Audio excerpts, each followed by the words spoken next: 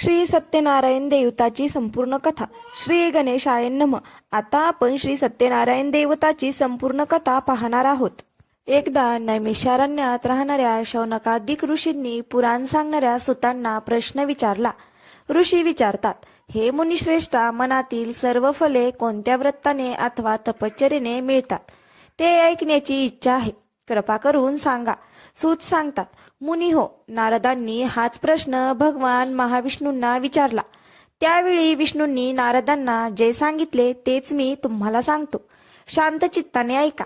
एकदा महायोगी नारद मुनी जनतेवर दया करावी अशा बुद्धीने अनेक लोकात फिरत असता मनुष्य लोकात भारतात आले आणि मनुष्य लोकात आपल्या पूर्वकर्माप्रमाणे अनेक योनीमध्ये जन्म घेऊन अनंत प्रकारची दुःखे सर्व लोक भोगीत आहेत असे पाहून कोणत्या साधनाने त्यांची दुःखे नक्की नाहीशी होतील हा विचार करून नारद मुनी वैकुंठात गेले.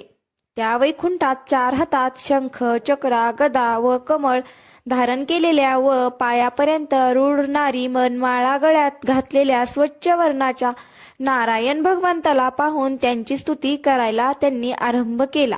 नारद म्हणाले, ज्याचे स्वरूप वाणी व मन यांना न कळणारे आहे व जो अनंत शक्तिमान आहे, तो उत्पत्ती, मध्य व नाश यांनी रहित आहे, मूळचा निर्गुण आहे व जगाच्या आरंभकाळी तो 3 गुणांचा स्वीकार करतो व जो सर्वांचे मूळ कारण असून भक्तांची दुःखे नाहीशी करतो, त्या नारायणाला माझा नमस्कार असो. नारद मुनींनी केलेली स्तुती ऐकून भगवान विष्णू नारदाजवळ बोलले. भगवान म्हणाले, मुनिवरा, आपण कोणत्या कामासाठी आला आहात? तुमच्या मनात काय आहे ते सर्व मला सांगा, मी त्याचे समर्पक उत्तर देईन. नारद म्हणाले, हे भगवंता, मृत्यूलोकातील सर्व लोक आपण केलेल्या पापकर्माप्रमाणे अनेक योनीमध्ये जन्म घेऊन विविध प्रकारची दुःखे भोगीत आहेत. नारद म्हणाले, हे भगवंता, आपली कृपा जर माझ्यावर असेल तर या सर्व दुःखी लोकांची सर्व दुःखे लहान अशा कोणत्या उपायाने नाहीशी होतील ते सर्व सांगा, माझी ऐकण्याची इच्छा आहे. भगवान म्हणतात, हे नारदा, लोकांवर कृपा करण्याच्या हेतूने जो तू प्रश्न विचारलास तो फारच सुंदर आहे. म्हणून जे व्रत केल्याने जीवाची सर्व दुःखे नाहीशी होतात ते व्रत मी सांगतो, तू श्रवण कर. हे वत्सा नारदा, तुझ्यावर माझे प्रेम असल्यामुळे स्वर्ग लोकात किंवा मनुष्य लोकात आजपर्यंत कोणालाही माहीत नसलेले व महापुण्यकारक असे व्रत आज मी तुला सांगतो. या व्रताला सत्यनारायण व्रत असे म्हणतात. हे व्रत विधीपूर्वक केले असता व्रत करणारा मनुष्य या लोकी सर्व काळ सुख भोगून शेवटी आनंदरूप मोक्षपदास जातो. भगवान विष्णूंचे भाषण ऐकून नारद मुनी विष्णूंना म्हणाले, हे नारायणा, या व्रताचे फल काय, याची विधी काय व हे व्रत पूर्वी कोणी केले होते ते सर्व विस्तार करून मला सांगा. त्याचप्रमाणे व्रत कोणत्या काली करावे तेही सांगा. हे नारदाचे भाषण ऐकून भगवान म्हणाले, नारदा, हे व्रत दुःख शोक याचा नाश करणारे असून धनधान्य यांची समृद्धी करणारे आहे. तसेच सौभाग्य व संतती देणारे, सर्व कार्यात विजयी करणारे हे आहे.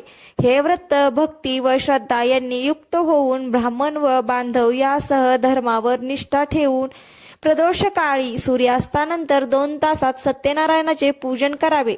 केळी, दूध, शुद्ध तूप, साखर, गव्हाचा रवा यांचा केलेला प्रसाद 1.25 पावशेर, 1.25 शेर, 1.25 शेर इत्यादी प्रमाणे करून भक्तियुक्त अंतःकरणाने सत्यनारायणाला अर्पण करावा. गव्हाचा रवा न मिळाल्यास तांदळाचा रवा घ्यावा. साखर न मिळाल्यास गूळ घ्यावा. वरील सर्व वस्तू 1.25 याप्रमाणे एकत्र करून त्यांचा प्रसाद सत्यनारायणाला अर्पण करावा. आपले बांधव व मित्र यांसह सत्यनारायणची कथा ऐकून ब्राह्मणाला दक्षिणा द्यावी व नंतर बांधव सत्यनारायणासमोर गायन व नृत्य करावे. हे पूजनादी सर्व कृत्य पवित्र देवालयात करून सत्यनारायणाचे स्मरण करीत घरी यावे किंवा आपल्या घरी देवघरात पवित्र ठिकाणी करावे. पूर्वी सांगितल्याप्रमाणे भक्तिभावाने हे व्रत केले असता मनुष्याच्या सर्व इच्छा पूर्ण होतात.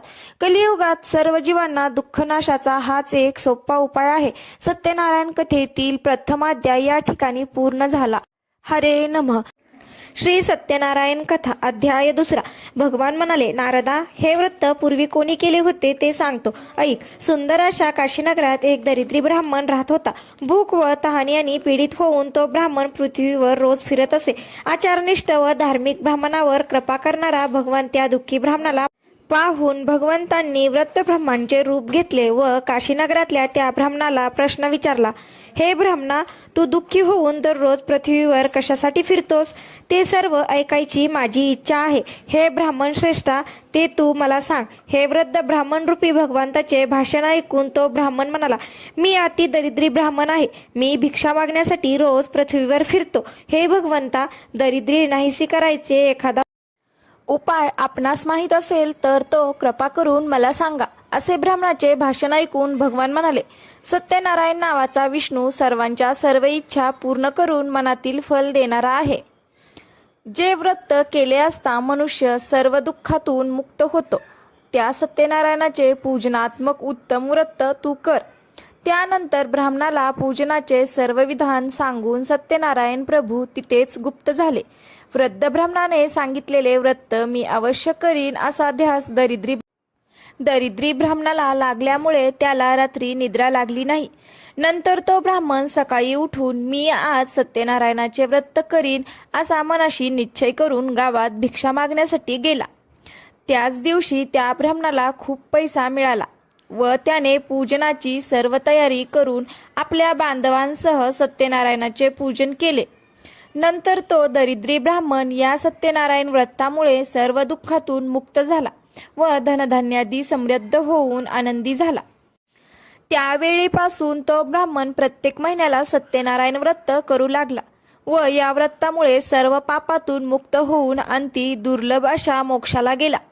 ब्राह्मणा हो, ज्यावेळी हे सत्यनारायण व्रत जो कोणी मनुष्य भक्तिभावाने करील त्यावेळी त्याचे सर्व दुःखे नाहीसे होईल. मुनी हो, याचप्रमाणे नारायण भगवंताने नारदांना सत्यनारायणाचे व्रत सांगितले, तेच मी तुम्हाला सांगितले. अन्य काय सांगू? ऋषी पुन्हा विचारतात, त्या ब्राह्मणापासून हे व्रत कोणी ऐकले व नंतर प्रत्यक्ष हे व्रत केले ते सर्व ऐकण्याची इच्छा आहे व श्रद्धा पण आहे. सूत म्हणतात, मुनी हो, हे व्रत पृथ्वीवर कोणी केले ते सांगतो, ते ऐका. एकदा हा ब्राह्मण आपल्या वैभवाप्रमाणे आपले बांधव व इष्ट मित्र यासह आनंदाने व भक्तीने हे व्रत करीत असताना लाकडे विकणारा मोळीविक्या त्या ठिकाणी आला. तो मोळीविक्या तहानेने व्याकुळ झालेला असल्यामुळे मस्तकावरील मोळी बाहेर ठेवून ब्राह्मणाच्या घरी गेला व तो व्रत करीत आहे असे पाहून त्याला नमस्कार केला व विचारले, महाराज, आपण काय करीत आहात व हे व्रत केल्याने काय फळ मिळते ते विस्तारपूर्वक सांगा. ब्राह्मण म्हणाला, सर्व इच्छा पूर्ण करणारे असे हे सत्यनारायणाचे व्रत आहे. त्याच्याच कृपाप्रसादाने मला पुष्कळ धनधान्य मिळाले आहे. नंतर त्या मोळीविक्याने हे व्रत समजावून घेतले व अति आनंदाने प्रसाद भक्षण करून पाणी पिऊन शहरात मोळी विकण्यासाठी गेला. सत्यनारायणाचे चिंतन करीत लाकडाची मोळी मस्तकावर घेऊन या गावात लाकडे विकून जे द्रव्य मिळेल त्या द्रव्याने मी सत्यनारायणाचे उत्तम पूजन करीन असा मनाशी त्याने निश्चय केला व धनिक लोक ज्या नगरात राहत होते तिथे तो गेला व त्या दिवशी त्याला दुप्पट द्रव्य मिळाले. नंतर त्याने आनंदी अंतकरणाने उत्तम पिकलेली केळी, साखर, तूप, दूध, गव्हाचा रवा, सव्वा याप्रमाणे खरेदी करून आपल्या घरी आला व आपले बांधव व इष्टमित्र यांना बोलावून विधिनोक्त रीतीने यथासांग सत्यनारायणाचे पूजन केले. या सत्यनारायण व्रताच्या प्रभावाने तो मोळीविक्या धनधान्य व पुत्र इत्यादी संपत्तीने युक्त झाला व या लोकात सुख भोगून शेवटी सत्यनारायण प्रभूच्या लोकी गेला. या ठिकाणी सत्यनारायण कथेतील 2रा अध्याय पुरा झाला. हरे नमः. श्री सत्यनारायण कथा अध्याय 3. सूत सांगतात, ऋषी हो, याविषयी आणखी एक कथा सांगतो, ती ऐका. पूर्वी या पृथ्वीवर उल्कामुख नावाचा एक सार्वभौम राजा होता. तो राजा जितेंद्रिय व सत्य बोलणारा, शक्तिमान व बुद्धिमान होता. तो देवळात जाऊन प्रत्येक दिवशी ब्राह्मणांना द्रव्य देऊन संतुष्ट करीत असे. त्याची भार्या पतिव्रता, सुंदर वदना व अत्यंत रूपवान होती. एक दिवशी तो राजा स्त्रीसह नदीच्या तीरावर सत्यनारायणाचे पूजन करीत होता. त्यावेळी साधुवाणी व्यापारासाठी पुष्कळ द्रव्य घेऊन राजा पूजन करीत होता. त्या ठिकाणी आला व नौका नदीच्या तीरावर उभी करून राजाच्या जवळ आला व व्रत करणाऱ्या राजाला पाहून अत्यंत विनयाने विचारू लागला. साधुवाणी म्हणाला, हे राजा, भक्तियुक्त अंतकरणाने हे तू काय करीत आहेस ते सविस्तर मला सांग, माझी ऐकण्याची इच्छा आहे. राजा म्हणाला, हे साधो, पुत्रधन इत्यादी प्राप्त व्हावे या हेतूने अतुल तेजस्वी सर्व मनोरथ पूर्ण करणाऱ्या सत्यनारायण विष्णूचे पूजनात्मक व्रत मी बांधवासह करीत आहे. राजाचे हे वाक्य ऐकून अत्यंत आदराने साधुवाणी म्हणाला, महाराज, आपण हे व्रत विस्तार करून मला सांगा. जसे सांगाल तसे मी करीन. मला पण संतती नाही, ती या व्रतामुळे नक्की होईल. असे बोलून व्यापारासाठी अन्य गावी न जाता आनंदाने साधुवाणी घरी परत आला व त्याने संतती देणारे हे व्रत आपल्या भार्येला सांगितले. ज्यावेळी मला संतती होईल त्यावेळी मी सत्यनारायणाचे व्रत करीन असा नवस पण त्याने केला. अशा प्रकारचे व्रत शीलवान साधुवाण्याने आपल्या लीलावती नावाच्या भार्येला सांगितले. नंतर धार्मिक व पतिव्रता अशी त्याची लीलावती नावाची भार्या आनंदी अंतकरणाने पतीची सेवा करीत असता सत्यनारायणाच्या कृपाप्रसादाने गर्भवती झाली. नंतर तिला 10वा महिना सुरू होताच एक कन्यारत्न झाले. ती कन्या शुक्ल पक्षातील चंद्राप्रमाणे प्रत्येक दिवशी वाढू लागली व म्हणूनच तिचे नाव कलावती असे ठेवले. नंतर काही दिवसांनी त्या लीलावतीने साधुवाण्याला गोडवाणीने प्रश्न विचारला, महाराज, पूर्वी केलेले नवस केलेले सत्यनारायणाचे व्रत आपण का करीत नाही? असा तिचा प्रश्न ऐकून साधुवाणी म्हणाला, हे प्रिये, कलावतीच्या लग्नाच्या वेळी हे सत्यनारायणाचे व्रत मी करीन. अशा प्रकारे भार्येचे समाधान करून व्यापारासाठी साधुवाणी दुसऱ्या गावाला निघून गेला. त्याची कन्या कलावती गुणांनी व वयाने मोठी होऊ लागली. साधुवाण्याने आपली मुलगी लग्नाला योग्य झाली आहे असे पाहून मित्रमंडळी बरोबर चर्चा केली व लगेच उत्तम वर शोधण्यासाठी एका दूताला आज्ञा केली. तो दूत आज्ञेप्रमाणे वर शोधण्यासाठी कांचन नावाच्या एका नगरात आला. नंतर तो दूत एका वाण्याच्या मुलाला घेऊन परत आला. त्यावेळी सर्व गुणसंपन्न व सुंदर अशा वाण्याच्या मुलाला पाहून त्या साधुवाण्याने आपल्या नाती बांधवांसह आनंदी अंत करणारे त्या वैश्यपुत्राला विधियुक्त कन्यादान केले. त्या विवाहाच्या वेळी दुर्दैवाने पूर्वी नवस केलेले सत्यनारायणाचे व्रत करण्यास तो विसरला. त्यामुळे भगवान रागवले. नंतर तो व्यापारात चतुर असणारा साधुवाणी कालच्या प्रेरणेप्रमाणे व्यापारासाठी जावयासह निघून गेला आणि सिंधू नदीच्या जवळ असणाऱ्या रम्य अशा रत्नपुरामध्ये जाऊन आपल्या श्रीमान जावयासह तो साधुवाणी व्यापार करू लागला. ते दोघे चंद्रकेतूच्या नगरात व्यापार करीत असता काही काल उत्तम गेला. इतक्यातच सत्यनारायण प्रभूंनी हा वाणी आपल्या सत्यनारायण पूजेच्या प्रतिज्ञेपासून भ्रष्ट झाला आहे म्हणून याला भयंकर दुःख प्राप्त व्हावे असा शाप दिला. शाप दिल्यानंतर थोड्याच दिवसात चंद्रिकेतून राजवाड्यात चोरी झाली व तो चोर चोरलेले द्रव्य घेऊन साधुवाणी ज्या ठिकाणी राहत होता त्या ठिकाणी आला. आपल्या मागून राजदूत येत आहेत असे पाहून तो चोर घाबरला व चोरलेले द्रव्य साधुवाण्याच्या दाराजवळ टाकून तो चोर पळून गेला. इतक्यात ते राजदूत सज्जन साधुवाणी ज्या ठिकाणी राहत होता त्या ठिकाणी आले व त्यांनी चोरीस गेलेले राजद्रव्य त्या ठिकाणी पाहिले व हेच ते चोर आहेत असे समजून त्या दोघांस बांधले व आनंदाने धावत धावत त्या दोघांना आपणासमोर आणले आहेत. आज्ञा करावी. राजाने विशेष विचार न करताच त्यांना बंदीशाळेत टाकण्याची आज्ञा केली व लगेच राजदूतांनी त्या दोघांना बेड्या घालून किल्ल्यातील कारागृहात टाकले. त्यावेळी आम्ही चोर नाही असे ते म्हणत होते, परंतु सत्यदेवाच्या मायेमुळे त्यांचे बोलणे कोणी ऐकले नाही. उलट साधुवाण्याचेच सर्व द्रव्ये जप्त केले. सत्यनारायणाच्या शापामुळे साधुवाण्याच्या भार्येला फार दुःख झाले व त्याच्या घरातील सर्व द्रव्ये चोरीला गेले. तेव्हापासून मानसिक दुःख व रोग यांनी व्याप्त होऊन क्षुधा व तृष्णा यांनी दुःखी झालेली साधुवाणीची भार्या प्रत्येक घरी भिक्षा मागण्यासाठी फिरू लागली. साधुवाण्याची मुलगी कलावती पण घरोघर भिक्षा मागू लागली. एक दिवस ती कलावती भुकेने व्याकुळ झालेली अशी एका ब्राह्मणाच्या घरी गेली व त्या ठिकाणी तिने सत्यनारायणाचे पूजन चाललेले पाहिले आणि तिथे बसली व नंतर कथा ऐकून सत्यनारायण प्रभूची प्रार्थना केली व प्रसाद भक्षण करून आपल्या घरी गेली. त्यावेळी फार रात्र झाली होती. त्यामुळे आईने कलावतीस प्रेमाने असे विचारले की, हे मुली, तू इतकी रात्र होईपर्यंत कुठे होतीस? तुझ्या मनात काय विचार चालू आहे? ते ऐकून कलावती म्हणाली, हे आई, मी ब्राह्मणाच्या घरी सर्व इच्छा पूर्ण करणारे व्रत पाहिले. मुलीचे वाक्य ऐकून आनंदी झालेली साधुवाण्याची भार्या सत्यनारायणाचे व्रत करण्यास तयार झाली. व त्या पतिव्रता असणाऱ्या साधुवाण्याच्या भार्येने आपल्या पती व जावई लवकर घरी यावेत असा संकल्प करून बांधव व इतर आप्तजन यासह सत्यनारायणाचे पूजन केले व हे भगवंता, माझ्या पतीचे व जावयाचे अपराध क्षमा करण्यास आपण समर्थ आहात अशी सत्यनारायणाची प्रार्थना केली. त्यावेळी भगवान सत्यनारायण व्रताने संतुष्ट झाले. नंतर चंद्रकेतूच्या स्वप्नात जाऊन त्यांनी सांगितले, हे नरपश्रेष्ठा, तू जे 2 वाणी बंदीशाळेत टाकले आहेत ते सकाळी सोडून दे. तसेच हे राजा, तू जे त्यांचे धन घेतले आहेस ते त्यांना परत दे.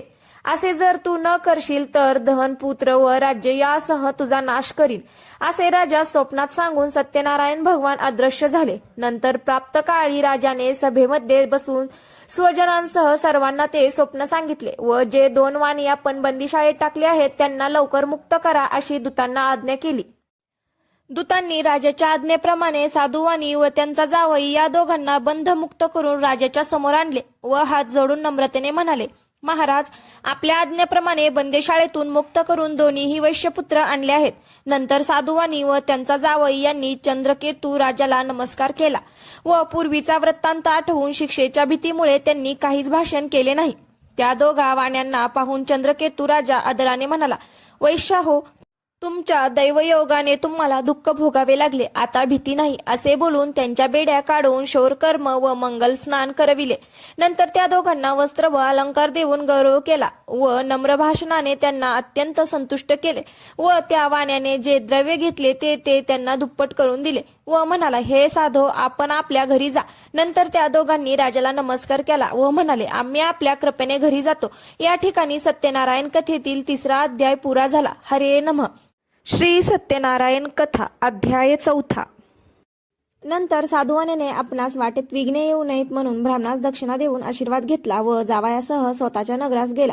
तो साधुवाणी काही थोडा दूर गेल्यावर संन्यास वेश धारण करणाऱ्या सत्यनारायण प्रभूंनी साधुवाण्याची परीक्षा घेण्यासाठी, हे साधो, या तुझ्या नौकेत काय आहे ते सांग असा प्रश्न विचारला. धनाने उन्मत्त झालेले ते 2 वाणी त्यांची निंदा करून हसू लागले व म्हणाले, संन्यासी बुवा, आमचे द्रव्य नेण्याची तुमची इच्छा आहे काय? आमची नौका वेली व पाने यांनी भरलेली आहे असे साधुवाण्याने उन्मत्तपणाचे भाषण ऐकून भगवान म्हणाले, तुझे बोलणे खरं हो. असे बोलून संन्यास वेश धारण करणारे भगवान तेथून गेले व तेथून थोड्याच वेळ अंतरावर असलेल्या समुद्राच्या तीरावर बसले. संन्यासी दूर गेल्यावर साधुवाण्याचे आपले नित्यकर्म केले व नौकेकडे गेला आणि पाहिले तर हलकेपणामुळे नौका वर आलेली पाहून साधुवाणी आश्चर्यचकित झाला. नौकेत वेली व पाने पाहून तो साधुवाणी मूर्छा येऊन जमिनीवर पडला. नंतर थोड्या वेळाने सावध होऊन चिंता करू लागला. त्यावेळी साधुवाण्याचा जावई म्हणाला, महाराज, आपण शोक का करता? संन्याशाने जो आपणा शाप दिला त्यामुळेच हा सर्व प्रकार घडला आहे. तो संन्यासी पाहिजे ते करण्यास समर्थ आहे, म्हणून आपण त्याला शरण जाऊ, म्हणजे आपले सर्व मनोरथ पूर्ण होतील. असे जावयाचे भाषण ऐकून साधुवाणी यतीजवळ गेला व त्याला पाहून भक्तीने नमस्कार केला व आदराने बोलू लागला, महाराज, मी जे आपल्याजवळ खोटे बोललो त्या अपराधाची क्षमा करा असे म्हणून पुन्हा पुन्हा नमस्कार केला व तो साधुवाणी अतिशय दुःखी झाला. संन्यास वेशधारी भगवान शोक करणाऱ्या साधुवाण्याला म्हणाले, शोक करू नकोस, मी सांगतो ते ऐक. तू माझ्या पूजनाविषयी पराडमुख आहेस व म्हणूनच माझ्या आज्ञेने तुला वारंवार दुःख प्राप्त झाले. हे ऐकून साधुवाणी भगवंताची स्तुती करू लागला. साधुवाणी म्हणाला, तुझ्या मायेने मोहित झालेले ब्रह्मादिक देवही तुझे गुण व रूप हे जाणू शकत नाहीत. हे प्रभो, हे आश्चर्य आहे. तुमच्या मायेने मोहित झालेल्या मी मूर्ख आहे. मी आपणास कसा जाणेन? माझ्यावर कृपा करा. मी यथाशक्ती आपले पूजन करीन. मी आपणास शरण आलो आहे. माझे रक्षण करा. माझे पूर्वीचे द्रव्य मला मिळावे. असे साधुवाण्याचे शक्तिभावयुक्त वाक्य ऐकून भगवान संतुष्ट झाले व साधुवाण्याला इच्छित वर देऊन अदृश्य झाले. नंतर साधुवाण्याने नौकेवर जाऊन पाहिले, तो पूर्वीप्रमाणे नौका द्रव्याने भरलेली आहे असे दिसले व सत्यनारायणाच्या कृपेनेच हे सर्व मला मिळाले आहे असे म्हणून साधुवाण्याने आपल्या बांधवासह सत्यनारायणाचे यथासांग पूजन केले व सत्यनारायणाच्या कृपाप्रसादाने आनंद झाला व प्रयत्नाने नौका नदीत लोटून आपल्या घरी गेला. नंतर साधुवाणी जावयाला म्हणाला, ही पहा माझी रत्नपुरी नगरी असे बोलून द्रव्याचे रक्षण करणारा एक दूत घरी पाठविला. तो दूत नगरात गेला व साधुवाण्याच्या भार्येला पाहून त्याने नमस्कार केला व हात जोडून तिला अपेक्षित असणारे वाक्य बोलू लागला. तो म्हणाला, बांधव व पुष्कळ द्रव्ये यासह साधुवानी जावयाला बरोबर घेऊन आपल्या नगराच्या जवळ आले आहेत. असे दूताचे वाक्य ऐकून आनंदी झालेल्या साधुवाण्याच्या भार्येने मुलीला सत्यनारायणाची पूजा कर असे सांगितले व आपण लगेच पतिदर्शनासाठी गेली.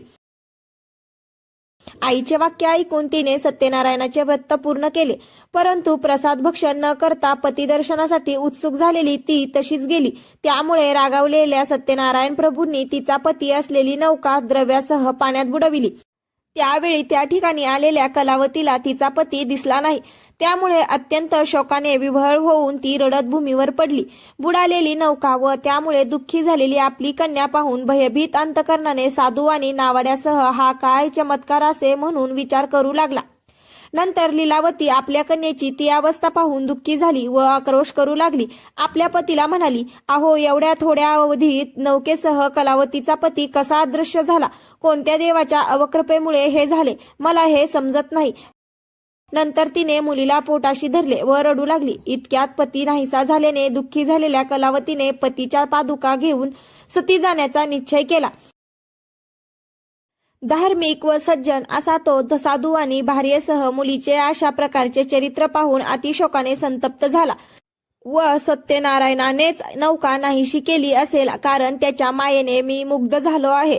नंतर सर्वांना बोलावून साधुवाण्याने माझे मनोरथ पूर्ण झाल्यास मी सत्यनारायणाचे पूजन करीन असे सर्वांना सांगितले आणि सत्यनारायणाला पुन्हा पुन्हा साष्टांग नमस्कार घातले. तेव्हा दिनाने रक्षण करावे. सत्यनारायण संतुष्ट झाले व भक्तप्रेमी भगवान आकाशवाणीने म्हणाले, हे साधो, तुझी कन्या प्रसादाचा त्याग करून आपल्या पतीच्या दर्शनासाठी आली आहे, म्हणून तिचा पती अदृश्य झाला. हे साधो, ही तुझी कन्या जर घरी जाऊन प्रसाद भक्षण करून येईल तर तिचा पती तिला प्राप्त होईल, यात शंका नाही. आणि पुन्हा बंदरात येऊन पाहते तो तिचा पती स्वजनासह तिच्या दृष्टीस पडला. नंतर कलावती आपल्या पित्यास म्हणाली, आता लवकर घरी चला, उशीर का करता?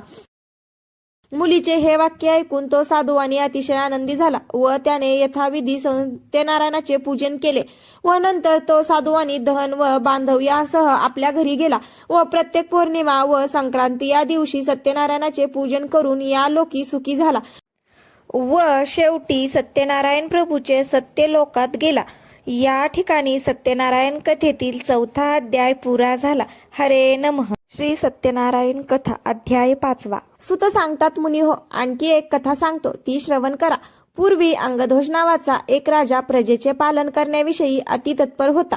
त्याने प्रसादाचा त्याग केल्यामुळे त्याला अति दुःख प्राप्त झाले. ते असे, तो राजा एकदा अरण्यातून सिंह, वाघ इत्यादी प्राण्यांना मारून वडाच्या झाडाजवळ आला. तो त्या ठिकाणी गवळी लोक आपल्या बांधवांसह भक्तियुक्त अंतकरणाने सत्यनारायणाचे पूजन करीत आहेत असे राजाला दिसले. परंतु राजा हे सर्व पाहूनही त्या ठिकाणी गेला नाही व त्याने सत्यनारायण भगवंतास नमस्कारही केला नाही.